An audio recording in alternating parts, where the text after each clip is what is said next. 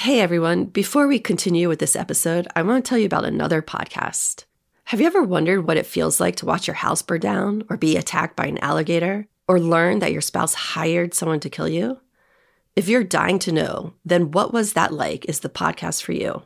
What Was That Like is filled with real stories about the most surreal experiences of people's lives. On the show, host Scott Johnson dives deep with his guests into the unbelievable situations they found themselves in, like animal attacks, plane crashes, winning the Price is Right, and more.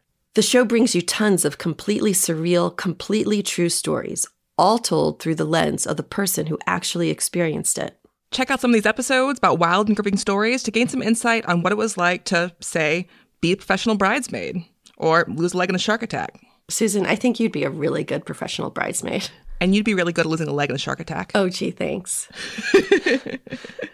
So if you want to hear some disturbing and inspiring firsthand stories, you need to check out What Was That Like? Every story is thoroughly researched and fact-checked, so you know even the most bizarre tales are someone's reality. Listen to What Was That Like on Apple Podcasts, Spotify, or wherever you get your podcasts.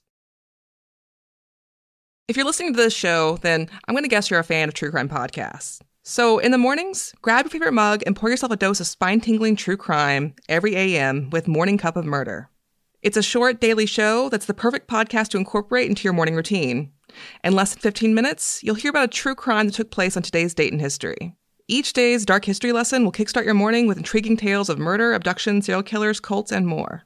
So, pour yourself a piping hot cup of murder every single morning with Morning Cup of Murder.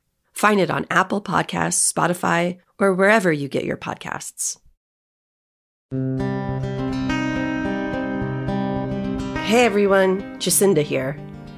There is no sidebar this week, so instead, check out our YouTube channel, Proof Crime Pod, to watch a short video from our interview with Fuji.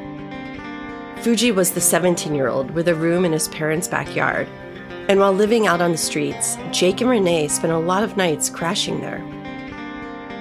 Fuji was never charged, but at one time, investigators believed he had played a role in Renee's murder.